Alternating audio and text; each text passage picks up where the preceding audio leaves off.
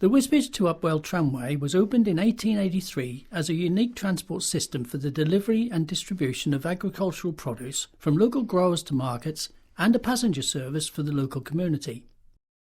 The route of the tramway included a number of stopping points along the way, one of which was at Boyce's Bridge in the village of Emneth.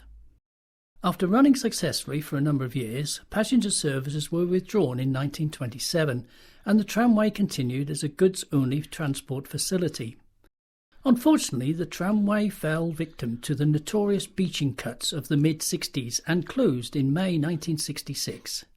Someone who has fond memories of the railway at that time is local resident Norman Paget, who had moved to the area from Leicester. Norman shared some of his memories from the time he moved into the area, his working life and his association with the tramway. When I first arrived, it was 1953, and the tram, I think the steam tram was actually finished then, and there was two more engines came in at the time, if I remember rightly, but there was a lot of trouble, and then they brought the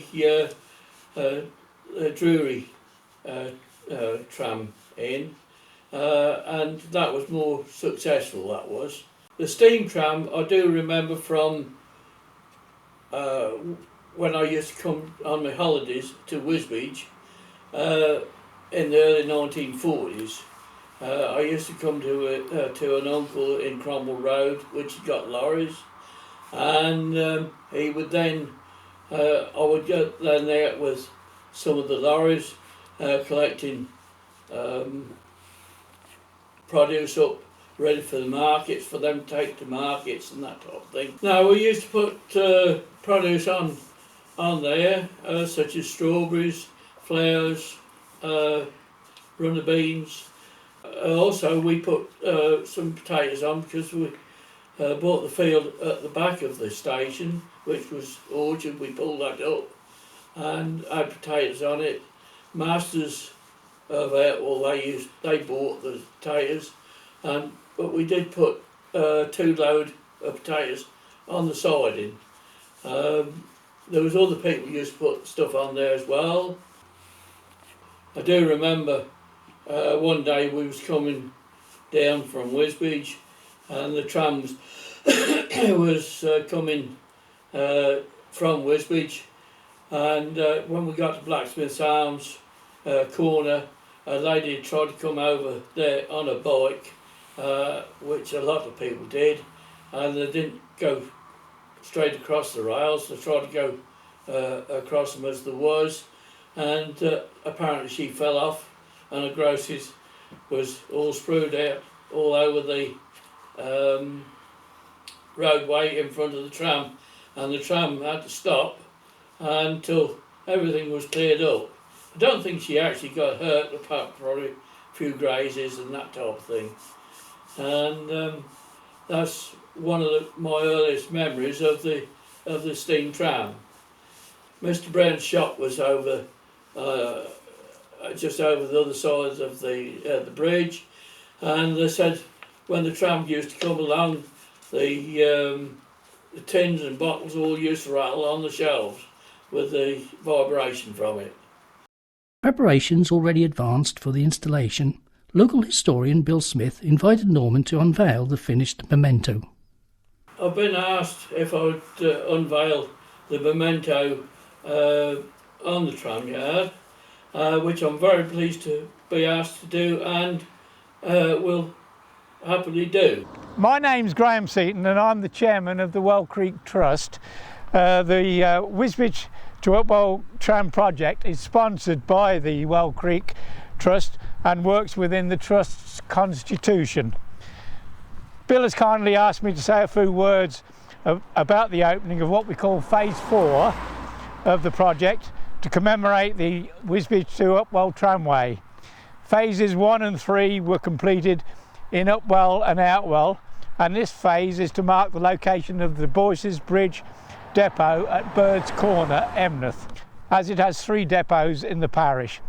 Outwell Basin, Boyce's Bridge up there, and Elm Depot, Bridge Depot, were actually all parts of the parish of Emneth.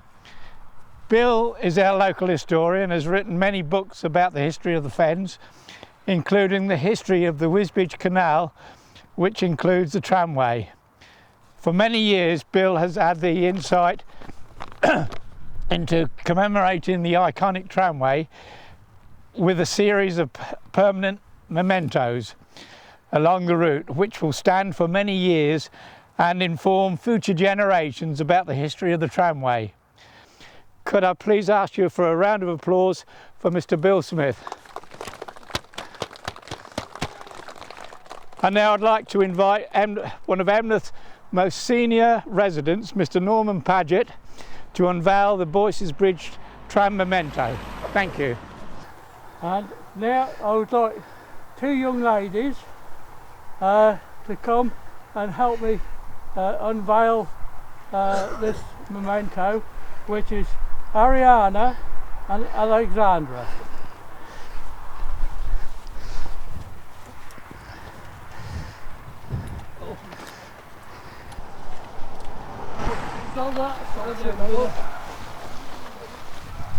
It gives me great pleasure to unveil this memento to the tram. With my little helpers here. Are you ready? Go. Thank you.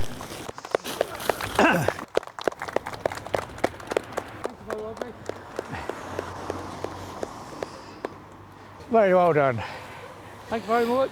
Thank you. Well, have a look round it, and Go on. if you've got any quick questions, we'll try and answer them for you. I want to know what was on this actual spot. Here? Yeah, but where if you know where the sign is, what would have been right in the middle there? There at was this point? Yeah, well, there's a picture there showing you a little ticket office. See that one? That in the bottom corner. Look left. Bottom That's left. more or less where we're standing. Oh, okay, right. And you can see the house in the Yes. background. See the house there? Look. Okay, yes. Can you see it? Yes, of course. Okay. Lovely. Wonderful. At least it stayed fairly fine. I thought This is the fourth one, and we've got 5 and 6 to do, and we're done. Yeah. But it wouldn't have got done without Bill. I mean, Bill's pushed it all, you know. Another important person who has helped to immortalise this tramway is the author Reverend Awdry, with his creation of Toby, Mavis and Henrietta, characters in the Thomas the Tank Engine books. In addition to his memories of the tramway, Norman came to know Reverend Awdry personally. When I came here, I met a young lady, as we all do, and anyway we decided to get married. We went down to see Reverend Awdry, which everybody knows is the author of the Toby the Tram and all the books. I went down there one night and he took me up into the attics to see his trains, which was running round. And he married us in 1958. That's the first recollection I had with Reverend Awdry. I wasn't aware of him writing the stories until the time I went to see him about getting married. And then, of course, the interest came up then, and I believe his influence was from the tram. And this is where he got his ideas from for Toby the tram engine. Having spent many years in the village, he was sad to witness the closure of the line. The tram was closed actually, I think I'm saying about 1966, in middle of May.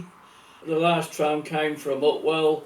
It had got one coal wagon on it and one guard's wagon on it. And well, then the station was closed. It was left then to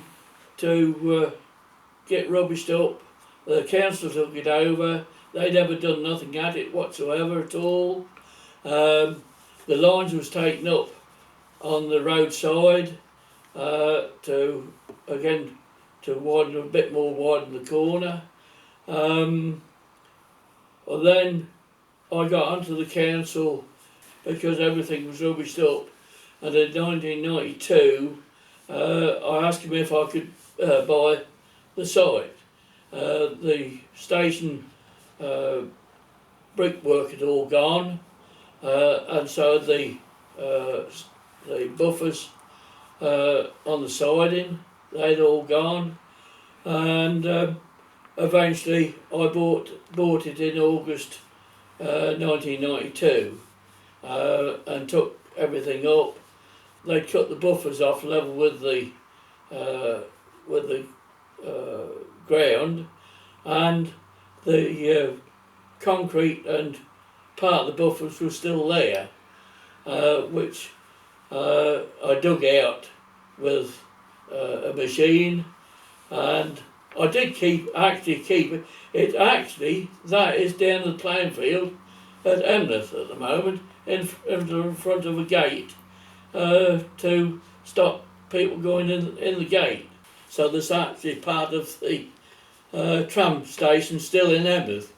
Well, I think myself the tram ought to have been kept for a tourist part of it, but unfortunately it was all ripped up, and there's no possibility of doing that not now. With putting the mementos up, which you've got 3 others now in Upwell and Upwell. I think there's 2 more should be in the process of being put up. One is in Elm Road, and the other one is in Wisbech, where the tram used to go across the road at the crossing. I feel that we ought to preserve as much of history as possible for the next generations. The younger ones don't seem to know how the older people lived. If we can do that, we can keep history in the fens, we can keep history in the villages such as Emneth, Upwell and Upwell, and this is why I'd like to be keen on keeping the mementos which are now going up.